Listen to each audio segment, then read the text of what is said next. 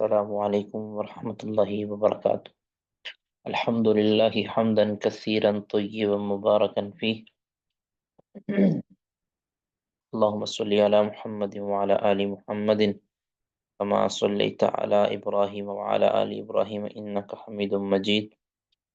اللہم بارک علی محمد وعلی آل محمد کما بارکت علی ابراہیم وعلی آل ابراہیم انک حمید مجید۔ رب اشرح لی صدری ویسر لی امری وحلل عقدۃ من لسانی یفقہ قولی۔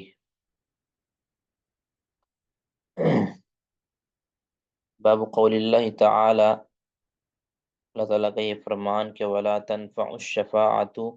عندہ، اللہ کے ہاں کسی کی سفارش نفع نہیں دے گی، الا لمن اذن لہ، مگر اسی کے حق میں جس کے لیے اللہ اجازت دے گا۔ حتی اذا فزع عن قلوبہم، یہاں تک کہ جب ان فرشتوں کے دلوں سے روب دور ہوتا ہے، قالوا، تو ہم کہتے ہیں، ماذا قال ربکم، تمہارے رب نے کیا کہا ہے، قالوا الحق، وہ کہتے ہیں کہ حق بات کہی ہے، هو العلی الکبیر، وہ بہت بلند ہے اور بہت بڑا ہے۔ ولم یقل، اللہ تعالیٰ نے یہ الفاظ نہیں کہے، ماذا خلق ربکم، کہ اللہ نے کیا پیدا کیا ہے۔ اس باب میں امام بخاری رحمہ اللہ یہ ثابت کرنا چاہ رہے ہیں کہ اللہ رب العزت کلام کرتا ہے اور اللہ تعالیٰ کا یہ کلام سنا جاتا ہے،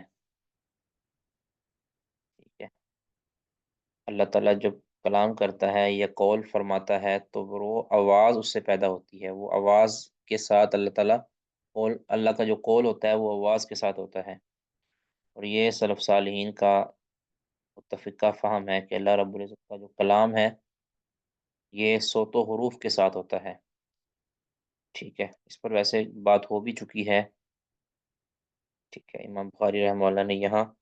مزید یہ ذکر کیا ہے، یعنی اللہ رب العزت، یہ بھی یاد رکھے اللہ رب العزت کی جو آواز ہے یہ بلند بھی ہے اور نیچی بھی، یعنی دونوں طرح کی اللہ رب العزت کی آواز ہے، بلند بھی ہوتی ہے اور کم آواز میں بھی ہوتی ہے، ٹھیک ہے۔ اللہ رب العزت نے فرمایا وَنَادَيْنَاهُ مِنْ جَانِبِ الطُّورِ الْأَيْمَنِ وَقَرَّبْنَاهُ نَجِيًّا، دونوں جگہ پہ فرمایا کہ اب یہاں جو ہے نا نَادَيْنَاهُ من جانب، یہ ہے اونچی آواز، ندا اونچی آواز سے ہی دی جاتی ہے، اور وَقَرَّبْنَاهُ نَجِيًّا، سرکوشی کے لیے ہم نے ان کو قریب کیا، تو یہ آہستہ آواز اللہ رب العزت کی۔ تو اہل سنہ کا یہ عقیدہ ہے کہ اللہ رب العزت کلام کرتا ہے اور اللہ کا کلام سنا جاتا ہے آواز کے ساتھ، ٹھیک ہے۔ اب یہاں الا لمن آذین لہ، اب یہ آذینہ ظاہر ہے کہ اذن یہ کلام کے ساتھ ہی دی جاتی ہے، جس کو یہ دی جاتی ہے، یہ بھی ہو سکتا ہے، اور یہ ماذا قال ربکم، قال ربکم، ٹھیک ہے۔ اب یہ اللہ کی ندا، اللہ کا قول سن کر ان کے اوپر، یہ جو فرشتوں کے بارے میں ہے نا، کہ جب وہ اللہ کا کلام سنتے ہیں، اللہ تعالیٰ کو فیصلہ، کہ حدیث میں بھی آ رہا ہے، اللہ جب کو فیصلہ فرماتے ہیں اور تو آواز دیتے ہیں، تو اس فیصلے اور اس وحی کے وجہ سے، اس آواز کی وجہ سے فرشتے بے ہوش ہو جاتے ہیں، پھر کچھ دیر کے بعد ان کو ہوش آتا ہے، تو پھر باہم کہتے ہیں کہ اللہ نے کیا فرمایا ہے، تو ماذا قال ربکم، اللہ نے کیا کہا ہے، تو قالوا الحق، تو فرشتے دوسرے جواب دیتے ہیں کہ جو بھی فرمایا حق ہی فرمایا ہے، ٹھیک ہے۔ اب امام بخاری رحمہ اللہ رد کر رہے ہیں، ولم یقل ماذا خلق ربک، یہ نہیں اللہ تعالیٰ نے فرمایا کہ ماذا خلق ربکم، اب یہ امام بخاری رحمہ اللہ جہمیہ پر رد کر رہے ہیں، جہمیہ پر رد کر رہے ہیں کہ جو اللہ تعالیٰ کے لیے، اللہ تعالیٰ کے بارے میں کہتے ہیں کہ اللہ کلام نہیں کرتا، بلکہ یہ جو بھی اللہ کلام کرتا ہے وہ مخلوق ہے اللہ کی، اور اشاعرہ بھی اسی طرح سے ملتی جلتی بات کرتے ہیں، بس فرق یہ ہے کہ اشاعرہ کہتے ہیں کہ اللہ تعالیٰ کلام نفسی کرتا ہے، جو کلام نفسی ہے وہ تو اللہ کی صفت ہے، لیکن پھر اس نفسی کلام کو اللہ تعالیٰ کوئی آگے کہہ لیں کہ الفاظ دیتا ہے، تو وہ جو الفاظ ہوتے ہیں وہ مخلوق ہے، اللہ ان کو پیدا کر دیتا ہے۔ تو یہ بات دونوں اعتبار سے ہی غلط ہے۔ ایک تو جہمیہ تکفیری سے کہتے ہیں کہ اللہ تعالیٰ کی جو کلام ہے اللہ کا وہ مخلوق ہے ہر اعتبار سے، لیکن جو شاعرہ ہے وہ کہتے ہیں کہ اللہ کا کلام جو سنی جانے والی چیز ہے نا، جو مسموع ہے وہ مخلوق ہے، باقی اصلاً جو کلام اللہ تعالیٰ کا کلام نفسی وہ جو اللہ کے نفس کے ساتھ قائم ہے وہ مخلوق نہیں ہے، وہ کلام ہے۔ تو یہ گمراہی ہے سرے سے۔ وقال جل ذکرہ، آگے اللہ تعالیٰ کا یہ فرمان کہ من ذا الذی یشفع عنده الا باذنہ، کون ہے جو سفارش کرے اللہ کے ہاں مگر اس کی اجازت کے ساتھ ہی۔ اب یہ اجازت اذن جو ہوتا ہے یہ کلام کے ساتھ ہی ہوتا ہے کہ اللہ تعالیٰ نے کہے گا کہ اس کے لیے تمہیں اجازت ہے، تو یہ اللہ کلام کرتا ہے صوت و حروف کے ساتھ، اسی طرح اذن ہوگا۔ وقال مسروق عن ابن مسعود، یہ مسروق ابن مسعود سے، مسروق الاجدہ یہ ہے تابعی، یہ عبداللہ بن عباس مسعود سے بیان کرتے ہیں، اور یہ قول کتاب التوحید ابن خزیمہ کی اس میں ہے، خلق و افعال العباد امام بخاری کی اس میں ہے، اور بھی حدیث کی کتابوں کے اندر ہے، اور اس کی سند حسن ہے۔ تو فرمایا اذا تکلم، یہ اس طرح کی مرفوع حدیث بھی ہے۔ عبداللہ بن عباس مسعود فرماتے ہیں کہ اذا تکلم اللہ بالوحی، جب اللہ تعالیٰ وحی کے ساتھ کلام کرتا ہے، یعنی کوئی بھی وحی کرتا ہے، تو سمیع اہل السماوات شیئا، تو آسمان والے یعنی فرشتے وہ سنتے ہیں، یعنی کوئی بھی وہی سنتے ہیں، تو فَإِذَا فُزِّعَ عَنْ قُلُوبِهِمْ، جب ان کے دل سے روب دور ہوتا ہے، وَسَكَنَ الصَّوْتُ، اور آواز تھم جاتی ہے، اللہ تعالیٰ کی جو آواز وہ تھم جاتی ہے، تو عَرَفُوا أَنَّهُ الْحَقُّ وَنَادَوْا، تو وہ پہچان لیتے ہیں کہ یہ حق بات ہے، اللہ نے جو بھی فرمائی ہے حق بات فرمائی ہے، اور وہ ہم آواز دیتے ہیں پکارتے ہیں کہ ماذا قال ربکم، قالوا الحق، کہتے ہیں کہ تمہارے رب نے کیا کہا ہے، تو دوسرے جواب دیتے ہیں کہ حق بات ہی کہی ہے۔ اگلا قول ہے وَيُذْكَرُ عَنْ جابر عن عبد الله بن انیس، یہ جو قول ہے یہ مسند ابی یعلا وغیرہ میں آتا ہے، اور اس کی سند ضعیف ہے، یہ جو یعنی مرفوع حدیث ہے اس کی سند ضعیف ہے، اس میں عبداللہ بن محمد بن عقیل یہ ضعیف راوی ہے۔ قال سمعت النبی صلی اللہ علیہ وسلم یقول یحشر اللہ العباد، اللہ تعالیٰ بندوں کو اکٹھا کریں گے،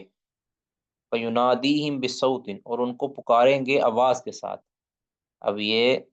ینادیہم اللہ تعالیٰ یعنی یہ اللہ کا کلام اور اللہ کی ندا جو کہ اونچی آواز میں ہوتی ہے، تو یہ ثابت کرنا چاہ رہے ہیں اس اثر سے، اس حدیث سے۔ فینادیہم بصوت، ایسی آواز کے ساتھ اللہ ندا دے گا ان کو، یسمعہ من بعودا، جسے سن لے گا وہ شخص بھی، بعودا جو دور ہوگا، کما یسمعہ من قربا، جس طرح اس آواز کو سنے گا من قربا قریب والا، یعنی قریب والا بھی اسی طرح سن لے گا جس طرح بعید والا بھی اسی طرح سن لے گا جس طرح قریب والا سنتا ہے، اس طرح اللہ تعالیٰ اس آواز کے ساتھ اللہ تعالیٰ ندا دے گا۔ کیا کہے گا؟ انا الملک، میں بادشاہ ہوں، انا الدیان، میں انصاف کرنے والا ہوں، ٹھیک ہے، جزا دینے والا ہوں، خوب اچھی طرح جزا دینے والا ہوں، یہ نا مالک یوم الدین، دین کہتے ہیں پورا پورا دینا، میں ہوں انصاف والا۔ کسی کا اس میں کوئی سوال کوئی اشکال ہے تو وہ بیان کر سکتے ہیں جی۔ بہرحال اہل سنہ کا یہ عقیدہ ہے کہ اللہ رب العزت کلام کرتا ہے، اور اللہ رب العزت کا کلام ہے یہ حقیقی ہوتا ہے، اللہ کی آواز سنی جا سکتی ہے، اور یہ سنی جاتی ہے، فرشتے بھی سنتے ہیں، اور موسیٰ علیہ السلام نے بھی وہ آواز سنی۔ اس کے علاوہ جبریل امین نے آواز سنی، اور وہی اللہ رب العزت سے سن کے نبی صلی اللہ علیہ وسلم پر نازل کرتے تھے جبریل امین۔ ٹھیک ہے جی، کسی کا کوئی سوال ہے تو وہ کر لیں گے، ٹھیک ہے۔ آگے جی پڑھیں گے، تاجور صاحب پڑھیں گے۔ السلام علیکم ورحمۃ اللہ۔ وعلیکم السلام ورحمۃ اللہ وبرکاتہ۔ قال الإمام حدثنا علي بن عبد الله قال حدثنا سفيان عن عمرو عن كريمة عن أبي هريرة به النبي صلى الله عليه وسلم قال إذا قضى الله الأمر في السماء، جب اللہ سبحانہ وتعالی آسمانوں میں کسی معاملے کا فیصلہ کر لیتا ہے، ضربت الملائکۃ بأجنحتها، فرشتے اپنے پر مارتے ہیں، خود آن لقوله، اللہ کے قول کے لیے عاجزی اختیار کرتے ہوئے، یعنی کل اللہ کے قول کے سامنے انہو عاجزی اور سلسلۃ علی صفوان۔ تسلیم کرتے ہوئے اللہ کے قول کو، اللہ کی بات کو۔ اب یہ دلیل ہے کہ آ، اللہ رب العزت کی آواز آئے گی، ان کو آتی ہے ان کو، تب جا کے وہ اللہ کے قول کی کے لیے عاجزی اختیار کرتے ہوئے پر مارتے ہیں۔ کانہو سلسلۃ علی صفوان، یعنی وہ آواز، یعنی وہ جو فرشتے پر مارتے ہیں اس سے اس طرح کی آواز پیدا ہوتی ہے جیسے کسی چٹان پر جو ہے نا، کسی چٹان پر جو پتھر کی ہوتی ہے اس پر زنجیر نہ گھسیٹی جائے، سلسلتن ایک زنجیر یا سنگلی، وہ گھسیٹی جائے اللہ صفوان کسی چٹان پر، اس طرح کی ادھر سے آواز پیدا ہوتی ہے، اس طرح کی آواز فرشتوں کے پر مارنے سے ہوتی ہے پیدا۔ جی قال علی وقال غیره صفوان، اس طرف دونوں جگہ صفوان ہی ہے۔ میرا خیال ہے یہ، ینفذهم ذلك، ہاں جی، ینفذہم جی بھائی ذالکا، صاحب، ینفذہم ذالکا ان یار، کے ان میں وہ آواز پھیل جاتی ہے۔ ینفذہم ذالکا، اللہ تعالیٰ کیا لیں آپ، کیا لفظ، ینفذ اللہ ذالک الامر او القول فی الملائکہ، اللہ تعالیٰ نافذ کرتا ہے، اللہ تعالیٰ یعنی کیا لیں آپ، اللہ تعالیٰ نافذ کرتا ہے اس معاملے کو، اس بات کو جو فیصلہ اللہ کر رہا ہوتا ہے نا، فرشتوں کی طرف اس کو نافذ کرتا ہے، یعنی فرشتوں کو پہنچاتا ہے وہ بات اللہ تعالیٰ، یعنی اللہ تعالیٰ وہ اس کلام کے ذریعے وہ بات فرشتوں تک پہنچاتا ہے، یا اس قول کو اللہ تعالیٰ پہنچاتا ہے فرشتوں کی طرف۔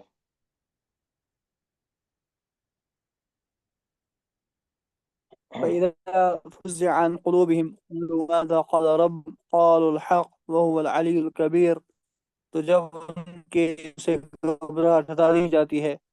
کہتے ہیں کہ تمہارے رب نے کیا کہا، کہتے ہیں حق فرمایا اور وہ بڑا بلند ہے اور بڑائی والا ہے۔ جی قال علي وحدثنا سفيان قال حدثنا عمرو عن كلمة عن أبي هريرة بهذا، قال سفيان قال عمرو اس میں فرق تھوڑا کیا ہے، سمعت یہ فرق إكرمة۔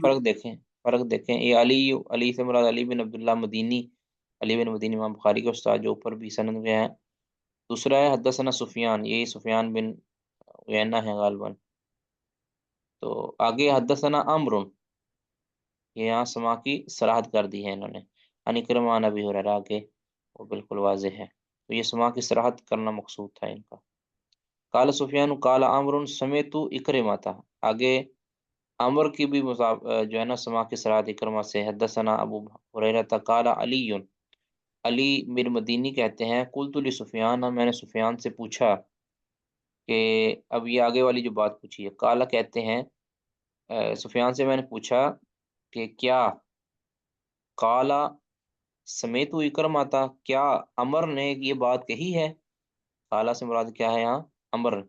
کہ کالا کیا عمر نے یہ بات کہی ہے کہ سمیت اکرمہ تھا، کالا سمیت ابا ہریرہ تھا کہ میں نے اکرمہ سے سنا اور اکرمہ نے ابو ہریرہ سے سنا،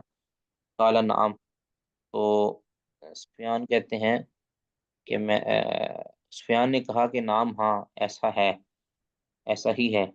قلت لسفیان، پھر میں نے سفیان سے پھر کہا کہ ان انسان، ایک بندہ ہے، ایک راوی ہے کہ روا ان اکرمۃ عن ابی ہریرہ ان اکرمۃ روا ان امر ان اکرمۃ عن ابی ہریرہ یرفعہ، کہ وہ اس روایت کو امر اکرمہ ابو ہریرہ سے مرفوع بیان کرتا ہے کہ انہ قرأ فزغ، فزغ ہی ہے نا؟ إذا کون؟ فرغ. ہاں فرغ یا فریغا،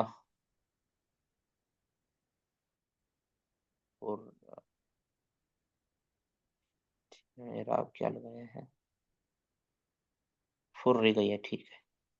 انہ قارا، کہ اس نے ابو ہریرہ سے ایک مرفوع روایت میں ہے ایک انسان نے فرغا پڑھا ہے، ٹھیک ہے، یعنی فرغا من قولہم، کہ جب فارغ ہوا جاتا ہے، یعنی کلام سے فارغ ہوا جاتا ہے تو پھر وہ فرشتے پوچھتے ہیں۔ قال سفیان، سفیان کہتے ہیں کہ ہاکذا قرأ عمرو فلا ادری سمعہ ہاکذا ام لا، جیسے اسی طرح پڑھا ہے عمر نے، میں نہیں جانتا کہ انہوں نے یہ بات اکرما سے سنی ہے اس طرح یا نہیں سنی۔ قالا سفیان وہی قرأتنا، سفیان کہتے ہیں یہ ہماری قرأت ہے، ٹھیک ہے، آدھی قرأتنا یہ ہماری ایک قرأت ہے، یعنی فرغا بھی ہماری ایک قرأت ہے۔ نیچے والے لکھتے ہیں وہی قرأت شاذۃ،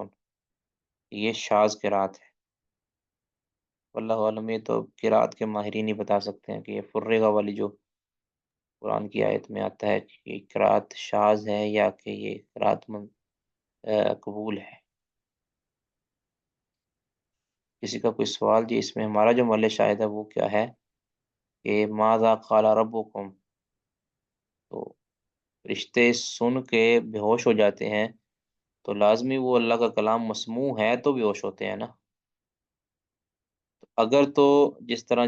ایک تو ہے نا کہ یہاں جامیوں کا تو رد ہے ہی ہے، یہاں شاعرہ کا بھی رد ہے، وہ جو کہتے ہیں کہ جو مسموع کلام ہے وہ مخلوق ہے، تو یہاں تو فرشتے آپس میں کیا کہتے ہیں، ماذا قال ربکم، ماذا خلق ربکم نہیں کہا کہ رب نے کیا پیدا کیا، بلکہ کیا کہتے ہیں کہ ماذا قال ربکم، تمہارے رب نے کیا کہا ہے۔ جی آگے کون پڑھیں گے جی؟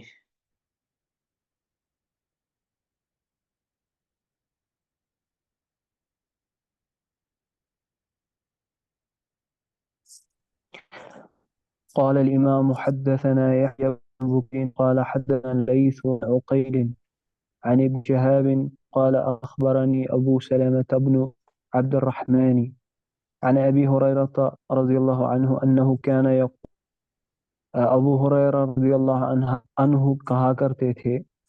قال رسول الله صلى الله عليه وسلم ما أذن الله لشيء، اللہ تعالی کسی چیز کو نہیں سنتے، ما أذن للنبی، جیسا کہ نبی صلی اللہ علیہ وسلم کو سنتے، اللہ تعالیٰ غور کے ساتھ کسی يتغنى چیز کو نہیں بالقرآن، سنتے، جو قرآن اللہ پڑھتے۔ غور کرتے ہوئے نہیں، یہ نہ کہیں کہ سنتے، غور کے ساتھ اللہ تعالیٰ غور کے ساتھ کسی بھی چیز کو نہیں سنتے جتنا غور کے ساتھ اللہ تعالیٰ نبی صلی اللہ علیہ وسلم کو سنتے ہیں۔ یتغنى بالقرآن، جب نبی صلی اللہ علیہ وسلم قرآن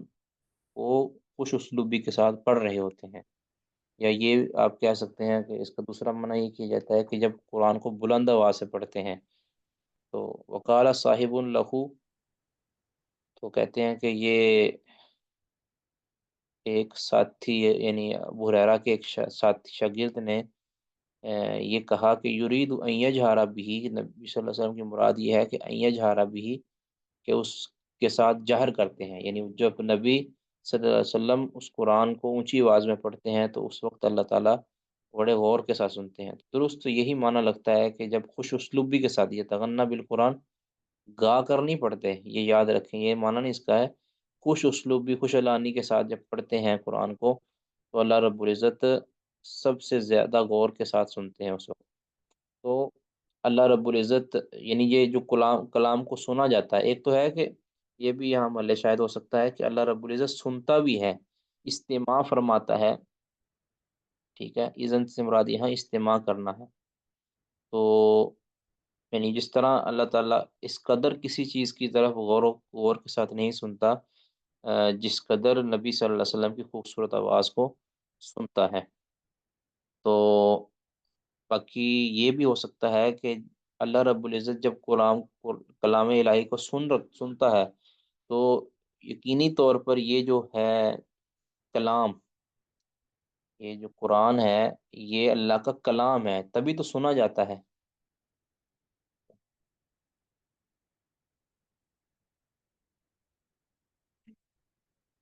اس کا کوئی سوال ہے تو کر سکتے ہیں جی۔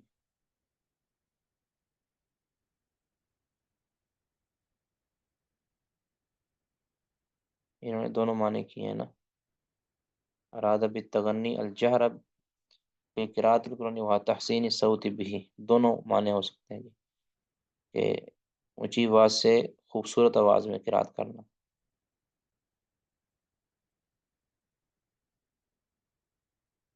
جی آگے کون پڑھیں گے؟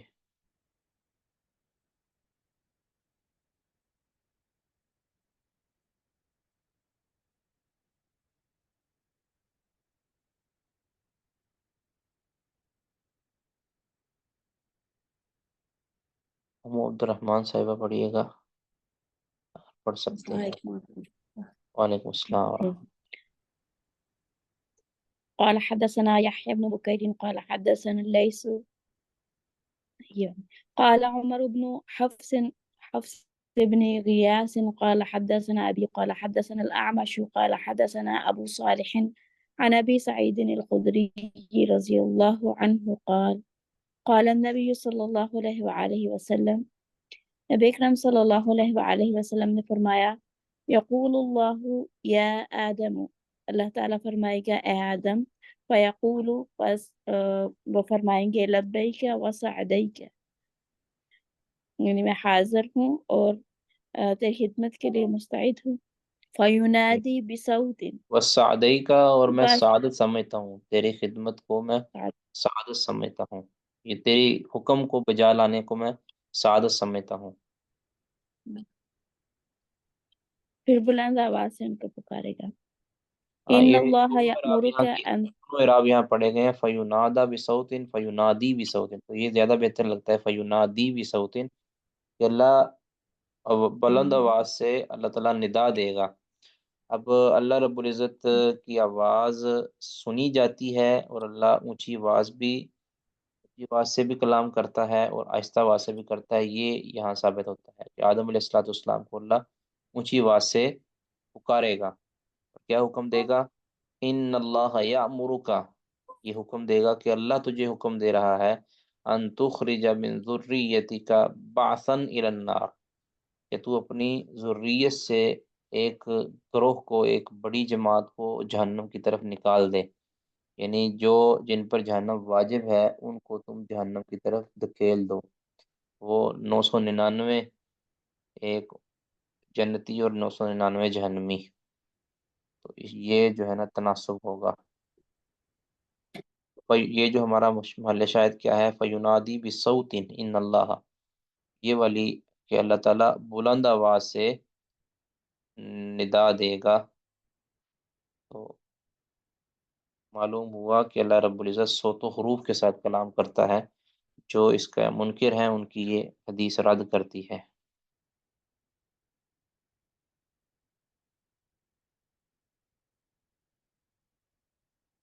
جی آگے جی۔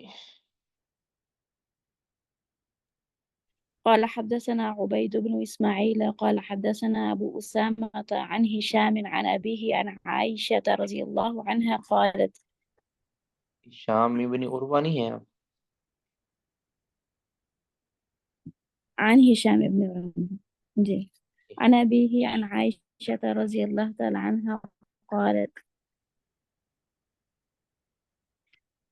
ما غرت على امرأة ما غرت على خدیجہ، یعنی مجھے اپنی سوکنوں میں سے کسی پر اتنا رشک نہیں آیا جتنا خدیجہ رضی اللہ تعالیٰ عنہ پر آیا۔ ہاں جی، وَلَقَدْ کسی بھی عورت پر اتنا رشک نہیں آتا تھا. ہم، رشک کی بجائے نہیں، رشک نہ کہیں، اس کی غیرت کہیں، اس کو غیرت ہی کہیں. ایک سوتن کے بارے میں جو غیرت ہوتی ہے نا، حمیت ایک ہوتی ہے، مجھے اتنی کسی پر نہیں آئی جتنی خدیجہ پر مجھے آتی تھی. حالانکہ خدیجہ ان سے پہلے وفات پا چکی ہوتی تھی، لیکن نبی صلی اللہ علیہ وسلم بکثرت ان کا تذکرہ کرتے تھے، ان کی تعریفیں کرتے تھے. تو بتقاضۂ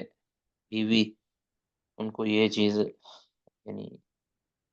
اب دوسرے لفظوں میں کہہ سکتے ہیں کہ اچھی نہیں لگتی تھی. بھی ٹھیک ہے اپنی جگہ پہ، لیکن میرے ہوتے ہوئے نبی صلی اللہ علیہ وسلم خدیجہ کا ذکر بار بار کرتے ہیں. کہتے ہیں مجھے غیرت آتی تھی، مجھے آتی تھی بھی نبی صلی اللہ علیہ وسلم کیوں کرتے ہیں. کبھی کبھار تو کہہ دیا، ایک بار تو کہہ بھی دیا تھا کہ اللہ کے رسول، وہ بڑھیا کی خاطر آپ جو ہے نا مجھے اگنور کرتے ہیں. آپ نے فرمایا خدیجہ خدیجہ تھی، خدیجہ نے قربانیاں دی ہیں، ان کے ہوتے ہوئے نبی صلی اللہ علیہ وسلم نے کسی دوسری خاتون سے شادی نہیں کی. یہ قربانیاں ہیں، اس میں کوئی شک نہیں. جی. وَلَقَدْ آمَرَهُ رَبُّهُ، جبکہ نبی صلی اللہ علیہ وسلم کو حکم دیا تھا ان کے رب نے کہ ان یبشرها ببیت فی الجنہ، کہ خدیجہ کو خوشخبری سنا دیں ببیت فی الجنہ، جنت میں ایک گھر کی. یہ اللہ تعالیٰ، اللہ کے نبی صلی اللہ علیہ وسلم کو اللہ نے پہلے حکم دیا تھا. اب یہ حکم لے کر آنے والے، یہ بشارت لے کر آنے والے جبریل تھے.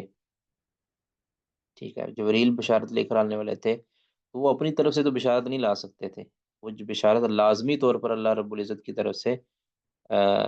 آئی تھی، اور جب اللہ کی طرف سے یہ بشارت آئی تھی تو یہ یقینی طور پر کلام کے ساتھ آئی تھی. اللہ رب العزت نے جبریل کے ساتھ کلام کیا تھا. تو اس میں یہ ثابت ہو رہا ہے کہ اللہ تعالیٰ کلام کرتا ہے. یہ بڑا دقیق اشارہ ہے کہ بشارت ہوتی ہی مبشر کی طرف سے ہے. جبریل اپنی طرف سے بشارت نہیں دے سکتے، وہ ہوتی ہی مبشر کی طرف سے ہے. تو مبشر کون ہے؟ اللہ رب العزت کی ذات. تو اللہ نے خوشخبری جو ہے وہ کلام کی ہے جبریل کے ساتھ. جبریل نے آ کر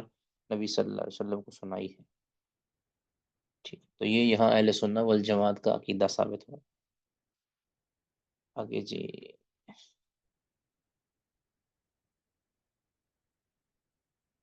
باب کلام رب مع جبریل، مع جبریل، رب تعالیٰ کا کلام جبریل کے ساتھ. ونداء اللہ الملائکۃ، اور اللہ تعالیٰ کا ملائکہ کو ندا دینا. یہ بات وہی ہے جو پیچھے ہم نے بات کر دی ہے. وقال معمر، معمر کہتے ہیں وَإِنَّكَ لَتُلَقَّى الْقُرْآنَ، اور بے شک آپ قرآن دیے جاتے ہیں. ای یلقا علیک، کہ قرآن آپ پر القاء کیا جاتا ہے، ڈالا جاتا ہے. وَتَلَقَّاهُ أَنْتَ، اور آپ اس کو لے لیتے ہیں. یعنی یہ ڈالا کس کی طرف سے جاتا ہے؟ جبریل کی طرف سے. جبریل کے اوپر، جبریل پر کس کی طرف سے؟ اللہ رب العزت کی طرف سے. تو آپ اس کو حاصل کر لیتے ہیں. ای تاخذہ عنہم، یعنی تم انہیں، یعنی فرشتوں سے تم اس کو حاصل کر لیتے ہو. ومثلہ، اسی طرح اللہ تعالیٰ کا یہ فرمان ہے فَتَلَقَّى آدَمُ مِن رَبِّهِ کلمات، اللہ نے حاصل کی، اللہ اپنے رب آدم علیہ السلام نے حاصل کی اپنے رب سے کلمات، کلمات. وربنا ظلمنا انفسنا، تو آدم علیہ السلام نے اللہ سے کلمات حاصل کیے. اس کا مطلب اللہ نے کلام کیا جبریل امین کے ذریعے، ان تک یہ کلمات پہنچائیں.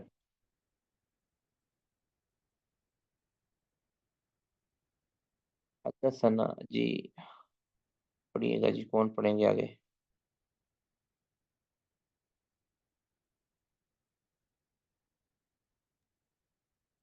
قال الإمام حدثني إسحاق قال حدثنا عبد الصمد قال حدثنا عبد الرحمن هو ابن عبد الله بن دينار عن أبيه عن أبي صالح عن أبي هريرة رضي الله عنه قال رسول الله صلى الله عليه وسلم إن الله تبارك وتعالى إذا أحب عبدا نادى جبريل إن الله قد أحب فلانا فأحبه فيحبه جبريل ثم ينادي جبريل في السماء إن الله قد أحب فلانا فأحبوه فيحبه أهل السماء ويوضع له قبول في أهل الأرض. بے شک اللہ سبحانہ و تعالی جب کسی بندے سے محبت کرتا ہے تو جبریل کو ندا دیتا ہے، کہتا ہے کہ بے شک اللہ فلاں بندے کو محبت کرتا ہے تو تم بھی اس سے محبت کرو، تو جبریل پھر اس سے محبت کرتے ہیں۔ پھر جبریل آسمان والوں میں یا آسمان میں ندا دیتے ہیں، کہتے ہیں بے شک اللہ فلاں بندے سے محبت کرتے ہیں تو تم بھی اس سے محبت کرو۔ پھر اسے اہل سما محبت کرتے ہیں، اور پھر اس کے لیے زمین میں قبول یعنی شرف و قبولیت رکھا جاتا ہے۔ اس کو پسندیدگی، اس کی قبولیت جو ہے وہ ڈال دی جاتی ہے زمین میں۔ جی، اس میں اللہ تعالیٰ جو دا دیتے ہیں جبریل کو، یہ ثابت ہو رہا ہے، بالکل واضح ہے استدلال۔ حدثنا قتيبة بن سعيد عن مالك عن أبي الزناد يعني الأعرج عن أبي هريرة أن رسول الله صلى الله عليه وسلم قال يتعاقبون فيكم ملائكة بالليل وملائكة بالنهار۔ یہ حدیث پہ سے گزر چکی ہے، تمہارے پاس باری باری آتے ہیں دن کے فرشتے اور رات کے فرشتے۔ ويجتمعون في صلاة العصر وصلاة الفجر، اور عصر اور فجر کی نماز کے وقت وہ جمع ہوتے ہیں، یعنی ڈیوٹیاں چینج ہوتی ہیں تو اس ٹائم جمع ہوتے ہیں۔ ایک ڈیوٹی مکمل کر کے جا رہا ہوتا ہے، دوسرا آ چکا ہوتا ہے، تو دونوں اکٹھی فجر عصر اور فجر کی نماز پڑھتے ہیں۔ پھر ثم یارج الذین باتوا فیکم، پھر وہ جو لوگ، وہ فرشتے جو تمہارے درمیان رات بھر رہے ہیں، وہ اوپر چڑھتے ہیں۔ فیسألہم وہو اعلم بہم، اللہ ان سے پوچھتا ہے پھر، جبکہ اللہ ان کو بہتر جان رہا ہوتا ہے، یعنی ان بندوں کو اپنے، کیف ترکتم عبادی، تم نے میرے بندوں کو کس حال میں چھوڑا؟ فیقولون ترکناہم وہم یصلون واتیناہم وہم یصلون، ہم انہیں چھوڑ کر آئے ہیں نماز کی حالت میں، اور ہمیں، یعنی نماز پڑھ رہے تھے، نماز پڑھ کے آئے ہیں نا، واتیناہم، ہم ان کے پاس جب گئے تھے تو وہم یصلون، اس وقت بھی وہ نماز میں تھے۔ تو اب یہ اللہ رب العزت کلام کرتے ہیں ان سے، جبریل فرشتوں سے، ٹھیک ہے۔ یسألہم، فیسألہم، یہ دلیل ہے کہ اللہ رب العزت ان سے بات کرتے ہیں، اور اللہ ان کی بات سنتے ہیں، اللہ کی بات وہ سنتے ہیں، ٹھیک ہے۔ استدلال بالکل واضح ہے۔ حدثنا محمد بن بشار قال حدثنا غندور قال حدثنا شعبة عن واصل عن المعرور قال سمعت أبا ذر عن النبي صلی اللہ علیہ وسلم قال اتانی جبریل، میرے پاس جبریل آئے، وبشرنی، اور مجھے انہوں نے خوشخبری سنائی کہ انا من مات لا یشرک باللہ شیئا دخل الجنہ، کہ جو اس حال میں فوت ہوا کہ اس نے اللہ کے ساتھ بالکل بھی شرک نہیں کیا ہوگا تو وہ جنت میں داخل ہوگا۔ ایک منٹ آپ ٹھہریے گا۔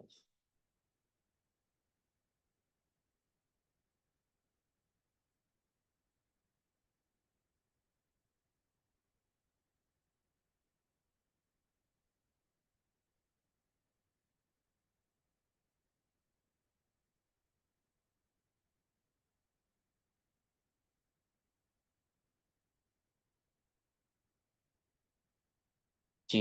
انہ من مات لا یشرک باللہ شیئا دخل الجنہ، جو حالت شرک میں ہو، جس نے وفات کے وقت شرک نہ کیا ہو، بھی حالت میں فوت ہوا تو دخل الجنت، وہ جنت میں داخل ہوگا۔ قل، تو میں نے کہا وہ ان سرق و ان زنا، خواہ وہ چوری کرتا ہو یا زنا بھی کرتا ہو، قال و ان سرق و ان زنا، خواہ وہ چور رہا ہو یا زنا اس نے کیا ہوا ہو، تب بھی اللہ تعالیٰ اس کو لازمی جنت میں داخل کرے گا۔ یعنی مطلب کیا ہے کہ وہ بالآخر جنت میں داخل ضرور ہوگا، چاہے اپنے گناہوں کی وجہ سے کچھ دیر کے لیے، کچھ عرصے کے لیے جہنم میں داخل بھی ہو جائے، ٹھیک ہے۔ اس نے شرک نہ کیا ہو، باقی یہ گناہ اس کے ذمہ ہوں، تو اللہ اس کو چاہے معاف کر دے، چاہے اس کو گناہوں سے پاک کر کے جنت میں داخل کر دے۔ تو یہاں وہی بات پیچھے والی کہ جبریل نے آ کے خوشخبری دی ہے نا، تو جبریل اپنی طرف سے تو یہ خوشخبری نہیں دے سکتے، اس میں لازمی طور پر اللہ تعالیٰ نے حکم دیا ہوگا۔ تو اللہ نے جبریل کو حکم دیا ہے، جبریل کو خوشخبری سنائی ہے، تو یہ اللہ کا جبریل کے ساتھ کلام کرنا یہ ثابت ہو گیا۔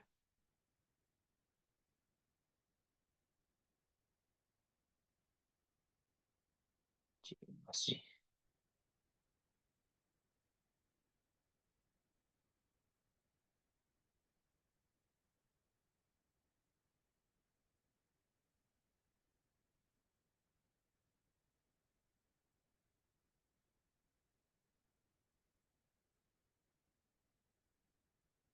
اب آگے جی بدایت المجتہد.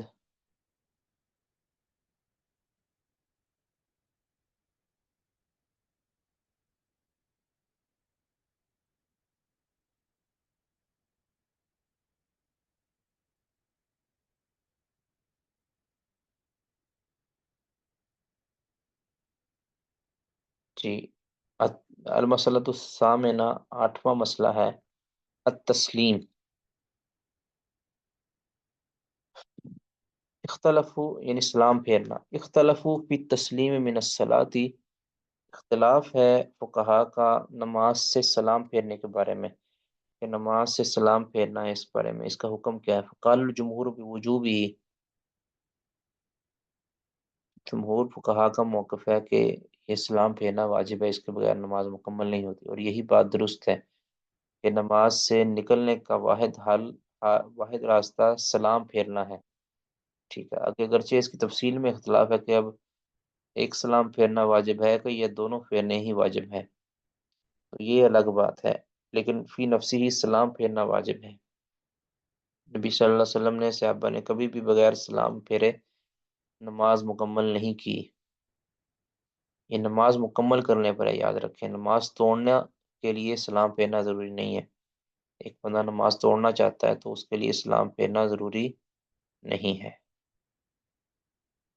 اچھا، وقال ابو حنیفہ، جبکہ ابو حنیفہ و اصحابہ اور ان کے جو شاگرد ہیں وہ کہتے ہیں لیس بواجب، سلام پھیرنا واجب نہیں ہے، بلکہ ان کے نزدیک یہ ہے اگر کوئی شخص جس کی نماز مکمل ہو چکی ہے صرف سلام باقی رہ گیا ہے تو وہ کوئی بھی ایسا عمل کر لے جو نماز کے منافی ہو، اس سے کہتے ہیں نماز مکمل ہو جائے گی، نماز سے بندہ نکل جائے گا. مثال کے طور پر کوئی شخص اس نے تشہد پڑھ لیا ہے، سلام پھیرنا صرف باقی رہ گیا ہے، تو وہ شخص کلام کرنا شروع کر دے. کلام کرنا نماز کے منافی ہے، لہذا کہتے ہیں نماز مکمل ہو جائے گی. اس طرح اگر ہوا خارج کر دے آمدن تو اس کی نماز مکمل ہو جائے گی. یہ عجیب و غریب موقف ہے. اللہ عالم. ابو حنیفہ اور اس کے صاحب کیا کہتے ہیں، نہیں سبھی واجب، سلام پھیرنا واجب نہیں ہے، کوئی بھی اس کے قائم مقام چیز کر لی جائے. والذین اوجبوہ، جنہوں نے اس سلام کو واجب کہا ہے، منہم من قال، ان میں سے بعض ایسے ہیں کہ جو کہتے ہیں الواجب علی المنفرد والامام، کہ منفرد اور امام کے اوپر واجب ہے تسلیمت واحدۃ، ایک ہی سلام پھیرنا، ایک سلام پھیرنا واجب ہے منفرد پر بھی اور امام پر بھی. ایک سلام پھیر دے کافی ہے، ایک نہیں پھیرے گا تو نماز نہیں ہوگی. واجب کیا ہے؟ ایک ہے، دوسرا سنت ہے. ومنہم من قال اثنتان، اور ان میں سے بعض ایسے ہیں یعنی واجب وجوب کے قائلین کے اندر بعض ایسے ہیں اثنتان جو کہتے ہیں دونوں ہی واجب ہیں. فذهب الجمہور مذہب ظاہری حدیث علی، جمہور جو ہے یہ علی رضی اللہ تعالیٰ عنہ کی حدیث کے ظاہر کی طرف گیا ہے. وہ قولہ، اور وہ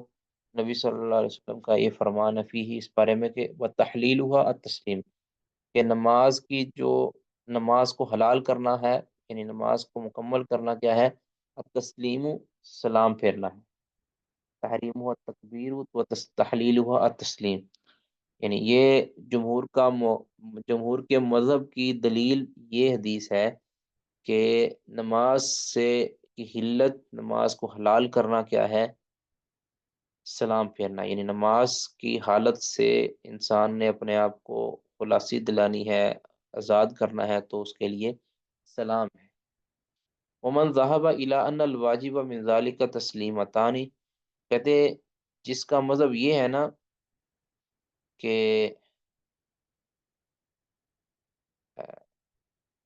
اس میں دونوں سلام واجب ہیں،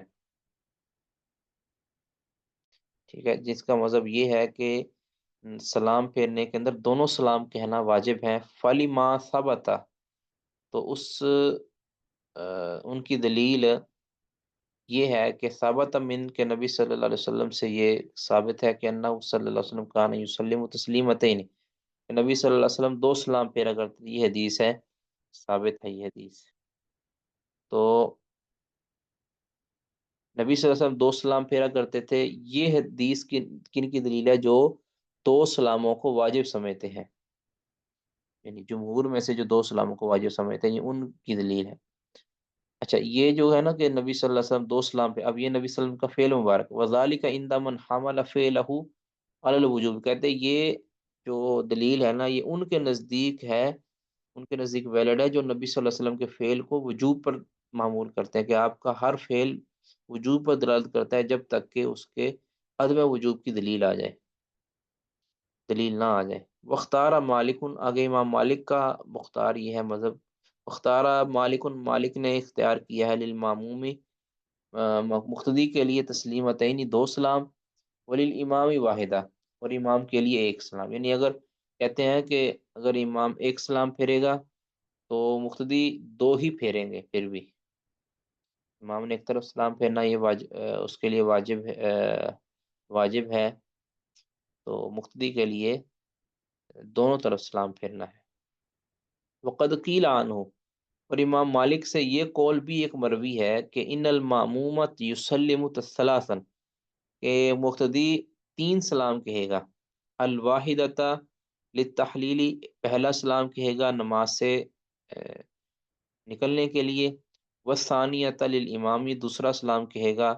امام کے لیے، والثلاثۃ لمن ہوا عن یسارہ، اور تیسرا سلام کہے گا ان لوگوں کے لیے کہ جو ان کے دائیں طرف ہے، گویا وہ تین سلام کہے گا، ایک دائیں طرف، ایک سامنے کی طرف، اور ایک بائیں طرف۔ یہ بھی ہے جو مسئلہ کو سمجھائیں کہ سلام کی ایک صورت یہ بھی صحابہ کرام رضوان اللہ علیہم اجمعین سے مروی ہے کہ بندہ سامنے کی طرف سلام پھیر دے، یعنی سامنے کی طرف منہ کر کے، جس طرح سلام کے لیے دائیں طرف اشارہ کرتے ہیں نا، ایسے سلام سر اٹھا کر سامنے کی طرف دیکھ لے، تو یہ بھی کہتے ہیں سلام ہو جائے گا صحابہ سے، یہ ثابت ہے، کئی صحابہ سے ثابت ہے۔ اچھا، وام ابو حنیفہ تھا، ابو حنیفہ کہتے ہیں، ابو حنیفہ فذهب الى ما رواه عبد الرحمن بن زیاد المقریی، ان کا ابو حنیفہ رحمہ اللہ کا مذہب،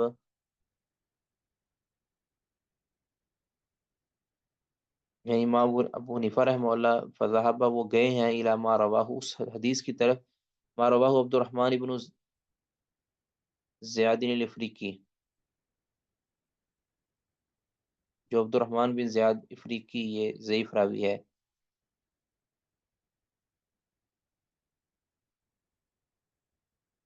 السلام علیکم۔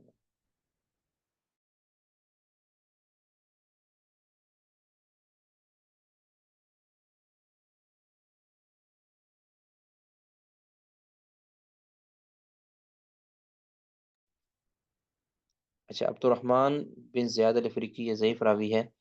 تو اس کی روایت کی طرف وہ گئے ہیں کہ انا عبد الرحمن ابن رافع و بکر ابن سوادتا حدثاہ، عبد الرحمن بن رافع اور بکر بن سوادہ نے انہیں بیان کیا، ان عبداللہ ابن عمرو بن العاص، عبداللہ بن عمرو بن عاص کے واسطے سے، قال قال رسول اللہ صلی اللہ علیہ وسلم، اذا جلس الرجل فی آخر صلاته، کہ جب کوئی شخص اپنی نماز کے آخر میں بیٹھے، واحدث، اور وہ بے وضو ہو جائے، قبل ان یسلم، سلام پھیرنے سے پہلے، یعنی سلام پھیرنا صرف باقی رہ گیا تھا تو سلام سے پہلے پہلے وہ بے وضو ہو جاتا ہے، تو فقط تم صلاته، تو کہتے ہیں کہ نبی صلی اللہ علیہ وسلم نے فرمایا کہ اس کی نماز مکمل ہوگی۔ یہ روایت ضعیف ہے۔ قال ابو عمر ابن عبد البر، ابن عبد البر کہتے ہیں وہ حدیث علی المقدم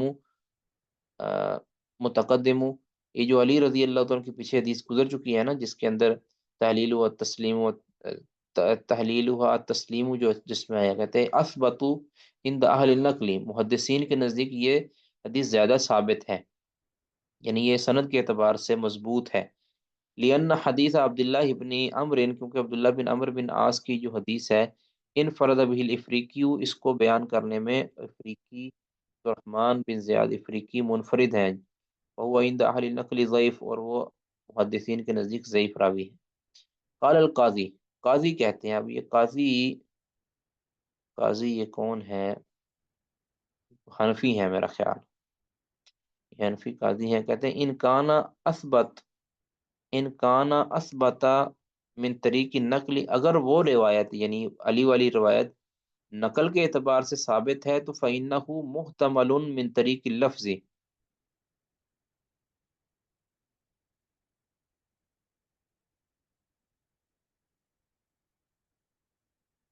فَإِنَّهُ محتمل، تو کہتے ہیں یہ روایت محتمل ضرور ہے من طریق اللفظ، لفظ کے اعتبار، یعنی اس کا متن تو محتمل ہے نا، اس کے اندر تو احتمال پایا جاتا ہے، اگرچہ یہ روایت جو تحلیل ہوا تسلیم والی ہے، یہ کہتے ہیں نقل کے اعتبار سے بے شک، سند کے اعتبار سے یہ بے شک ثابت ہے، مضبوط ہے، مگر اس کے معنی کے اندر احتمال ضرور ہے، وہ یہ ہے کہ انہ لیس یدل علی ان الخروج من الصلاۃ لا یکون، کہتے ہیں کیونکہ یہ یہ حدیث دلیل نہیں بنتی کہ ان الخروج من الصلاۃ، کے نماز سے نکلنا، لا یکون نہیں وہ ہو سکتا، لغیر تسلیمی بغیر سلام کے، یعنی سلام کے بغیر نہیں ہو سکتا، یہ تو اس حدیث سے دلیل نہیں بنتی بالکل بھی، کہ نماز سے نکلنے کے لیے صرف اور صرف سلام ہی ضروری ہے اور کوئی نہیں، وہ تو اس میں صرف یہ بتایا گیا ہے کہ یعنی کے بقول صرف یہ بتایا گیا ہے کہ سلام کے لیے تحلیل ہوا تسلیم، کہ نماز سے نکلنے کے لیے سلام کہا جائے گا، کہتے ہیں کہ ضروری نہیں ہے کہ اس کے علاوہ کسی اور چیز کے ساتھ نماز سے فارغ نہیں ہوا جا سکتا، لا يدل ان الخروج من الصلاۃ، کے نماز سے نکلنا، لا يكون لغیر تسلیم، کے سلام کے بغیر نہیں ہو سکتا، الا بضرب، اب کہتے ہیں اس میں دلیل صرف اور صرف یہ بنتی ہے الا بضرب من دلیل خطابی، صرف اور صرف مفہوم مخالف کے ساتھ دلیل بنتی ہے، وهو مفہوم ضعیف عند الاکثر، کہتے ہیں یہ تو مفہوم، یعنی جو مفہوم مخالف ہوتا ہے، یہ جو ہوتا ہے، کہتے ہیں یہ تو اکثر کے نزدیک، اکثر محدث، اکثر فقہا کے نزدیک یہ تو کمزور دلیل ہے، مفہوم مخالف کہتے ہیں کہ اس طرح دیکھو جی، تحلیل ہوا التسلیم، کہ نماز سے حلال ہونا ہے سلام کرنا، اب جب نماز سے حلال ہونا ہے سلام کہنا، تو کہتے ہیں اس کا مطلب ہے کہ سلام نہیں کہا جائے گا تو حلال بھی نہیں ہوا جائے گا، کہتے ہیں یہاں سے تو یہ مطلب سمجھ آتی ہے، اگر اس کا کہتے ہیں مفہوم مخالف کے بغیر کہتے ہیں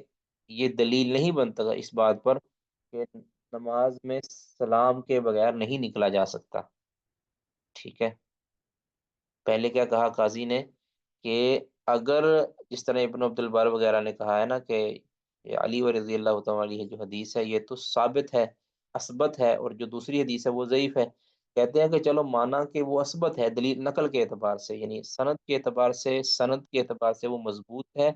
لیکن مانا اور متن کے اعتبار سے اس کے اندر احتمال ہے، اس سے تو حجت لینا مکمل ہی نہیں ہوتا، یعنی وہ صریح نہیں ہے اس موقف کے اوپر، قوی نہیں ہے اس موقف کے اوپر، سند کے اعتبار سے گرچہ یہ مضبوط ہے، لیکن متن اور اپنے مفہوم کے اعتبار سے یہ محتمل ہے، وہ اس طرح کہ اس سے یہ قطعاً ثابت نہیں ہوتا کہ آ، نماز سے نکلنے کے لیے سلام ہی ضروری ہے، وہ کہتے ہیں سلام ہی ضروری یہ نہیں کہا گیا، بلکہ یہ کہا گیا کہ نماز سے نکلنے کے لیے سلام کہا جائے گا، تو مفہوم مخالف لے بغیر اس سے جو ہے نا ان فقہا کا جو اس کو واجب سمجھتے ہیں ان کی مراد پوری نہیں ہوتی، ہم اگر مفہوم مخالف لیے جائے تو مراد کہتے ہیں پوری ہوتی ہے، لیکن مفہوم مخالف کہتے ہیں اکثر محدث، اکثر فقہا کے نزدیک یہ دلیل نہیں بنتا، یہ ایک کمزور بات ہے، کہ فی نفسی ہی یہ بات درست نہیں ہے، ولیکن الجمہور،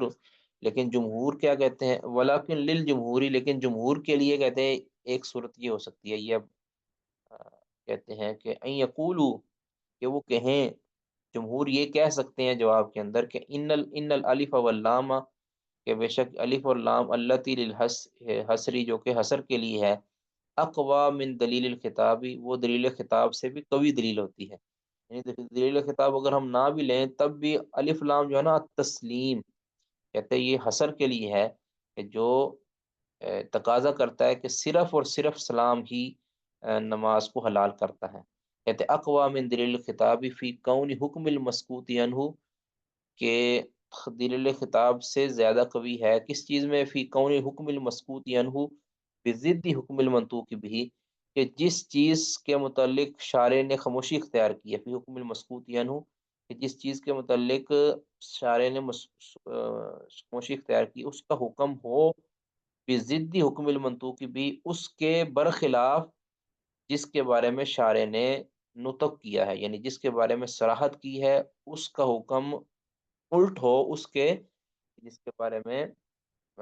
اس نے شارع نے خاموشی اختیار کی. مثلا خاموشی اختیار کس کے بارے میں کی ہے؟ مثلا اسلام کے علاوہ مثلا ہوا خارج کرنے سے، بولنے سے، ان چیزوں کے بارے میں شارع نے بات نہیں کی کہ ان سے نماز مکمل ہو جاتی، اس بارے میں شارع نے بات نہیں کی. جس بارے میں بات کی ہے وہ سلام ہے. تو سلام جب مفہوم مخالف لیا جائے گا یا حصر لیا جائے گا تو مراد ہوگا کہ سلام کے علاوہ جتنی بھی چیزیں ہیں اس سے نماز ختم نہیں ہوتی، نماز سے نہیں نکلا جا سکتا. اس بات کی سمجھ آ گئی جی یا نہیں آئی؟ جی، جس چیز کو اس بات کی سمجھ آ گئی ہے وہ بتائیں گے جی.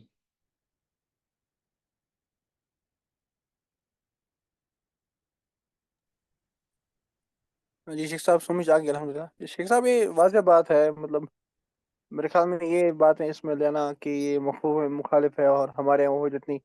یہ کوئی عقل مندی نہیں ہے. کیونکہ جب نبی اکرم صلی اللہ علیہ وسلم نے فرمایا کہ یہ تسلیم سے تحلیل ہے، واضح ہے کہ تحلیل کے لیے تسلیم ہی. اب اس میں کیا کرنا کہ یہ مفہوم مخالف ہے یا وہ ہے، یہ یعنی حیرانی تو اس سے بڑی بات کی ہے کہ نبی صلی اللہ علیہ وسلم نے جو طریقہ بتایا ہے اس کو چھوڑ کر کسی اور طریقے پر جانا بغیر دلیل کے، یہ سمجھ سے باہر ہے. یعنی نبی صلی اللہ علیہ وسلم نے فرمایا کہ تم نے نماز سے حلال ہونا ہے سلام کے ذریعے، تو دوسرے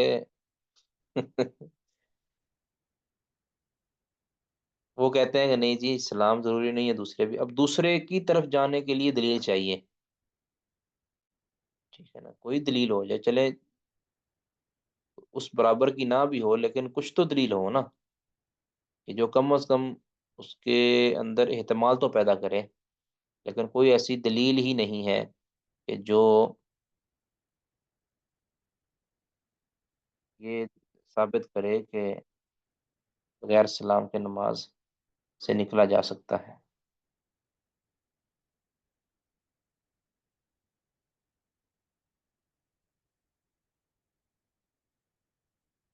تو نماز میں یاد رکھیں کہ